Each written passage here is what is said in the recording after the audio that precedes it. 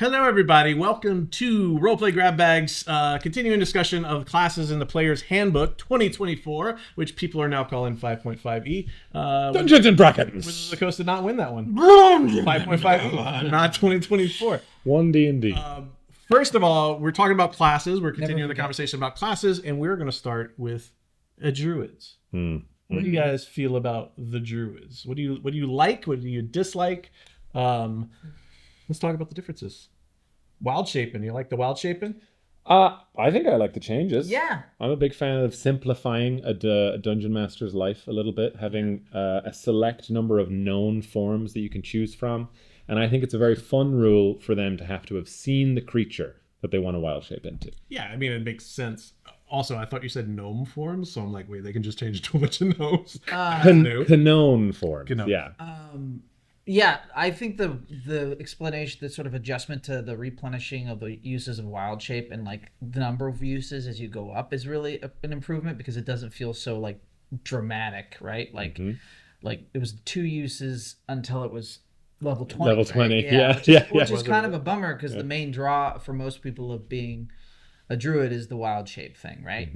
And we already know that like druids are kind of unstoppable if they're built right and you're in, you know, because they can kind of do everything. They can fulfill every party role, or they can wild shape so they can fulfill the party role, right? You need a scout, I can fly, no big deal. I've never played druids. Like I think maybe once or twice I've played a druids in the long past. So I don't think in 5e I ever played a druid, or at least I did, but it was a multi-class because it was compensated because I didn't know what I was doing. But what like for the replenishing and the uses? So you're saying there was only like you could only do wild shape like 2 You could do it twice unless you rested to recover those uses, right? Gotcha. So the idea now is if you're in like a dungeon, you can't rest. You can burn spell slots to get your uses back. And they have a couple of other options, additional things that you can use it for, where you can now instead of just turning into a creature and you have whatever the stat block says. It's more like you get a certain number of temporary hit points based on your level when you wild shape. Gotcha. And then there's the known forms will be a little easier to kind of organize around that. And finally... So do they use your hit points instead of using the creature's hit points? They just give you a temporary hit points on top of that? And you can't heal these temporary hit points? Again, having not played it, I'm not sure 100% how it would operate in a combat scenario. But it is... essentially scaling temp HP as you level up, added on to what you would have. Gotcha. Instead of, I now have all of the hit points of this, whatever, aardvark, cow, giant beetle, whatever it is that you would go for. You don't swap to a new body, and then you burn through the meat shield. Yeah. Now it is an additional add-on that you have instead. Gotcha. That's one complaint people have had. Right. Which I think this is it's one of those cases with the meat shields that you want to make sure your players are operating under good faith interpretations of the rules. And so it's like just because you can break the system doesn't mean you should try to, if everybody at the table, if that's what they're doing and that's the fun of it, sure. But like in most cases, you should just be chill. I feel like since the books came out, that's all people have been trying to do is break the rules. That's always the initial thing, So they can criticize it, stuff like that, which, is good for the rest of us who don't want to do math and stuff like that. 2 things. Wild Shape is also now a bonus action. Yes, which is for everyone. For every everyone, druid. Which is great because like... What was it before? Why? An action. Wow. Unless you were a moon druid. And so no one ever... Like moon druid was the only druid for a long time.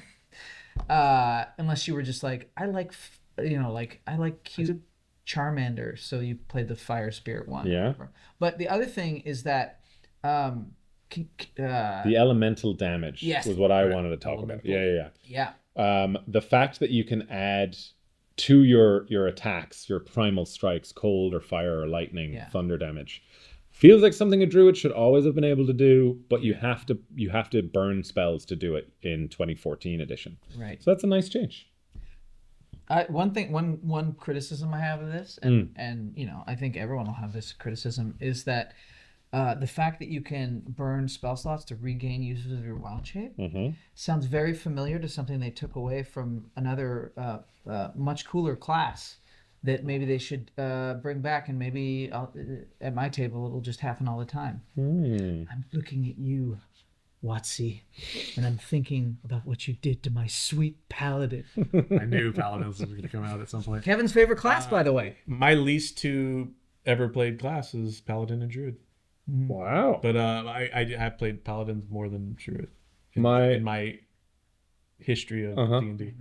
In my opinion as well, the only real way to know how different a druid would also be to grapple with the new spells. Because summoning has always been a huge part of being a druid as well, and there's been an overhaul of some of the summoning spells in D&D in 2024 as well.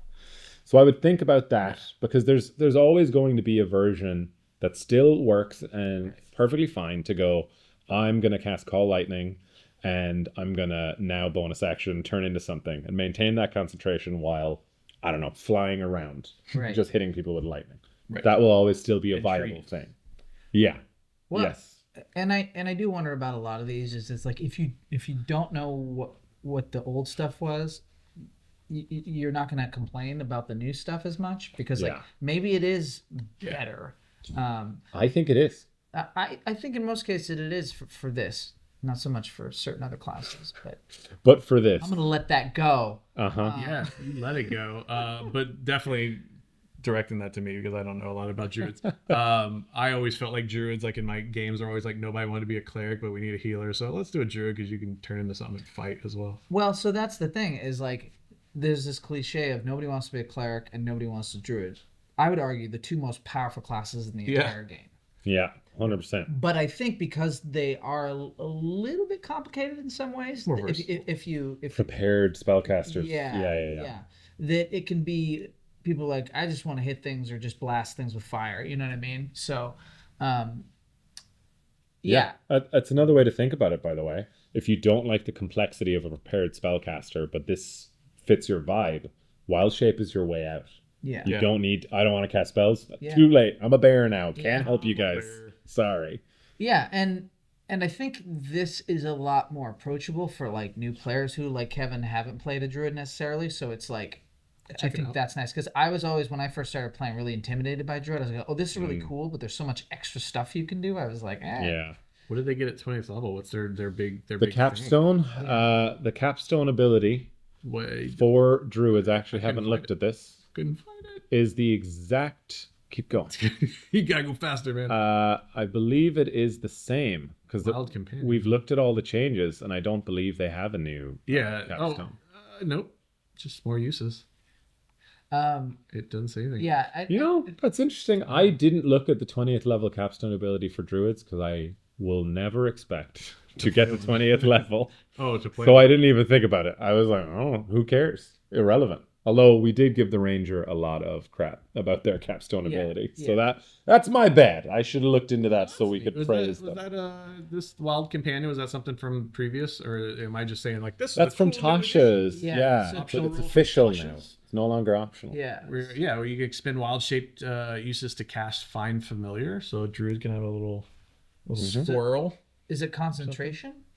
No, just like Find Familiar. Okay. You can just have something. Your creature out there to die. You can action. It seemed very. Summon a. What's a high level Find Familiar? Like a really good Find Familiar. They don't change as you go up in level. Yeah, so I guess like a blood hawk or something. Yeah. Or an owl. Everybody loves the owl. Find Familiars are from the Fey realm, aren't they? Yeah, but they're still going to be, if you're a druid doing Wild Companion, I would doubt they would be a Fey creature. Yeah. So let's say it's an owl, and then I bonus action turn into an owl. And now you can talk to your friend. Yeah. And now you don't need any other players in your game. And you leave. Have a perfect life. And then we form make all the decisions. What's the group? Is it a parliament of owls? Yeah, it's a parliament of owls. I thought you were going for the eagles. No. I thought you were trying to get to there somehow. No. Well, on that, play Druid in 2024. Tell us what you think. Let us know if you have played it, because it's been out for a minute. Let us know in the comments what you feel about it, and correct all our ignorances. And have fun with them druids. I'll play one day. Go hug a tree. Hug 2 trees. Wizards and Birkenstocks. Hug 3 trees. Good job. Yeah. Good game. Good stuff. Moving on.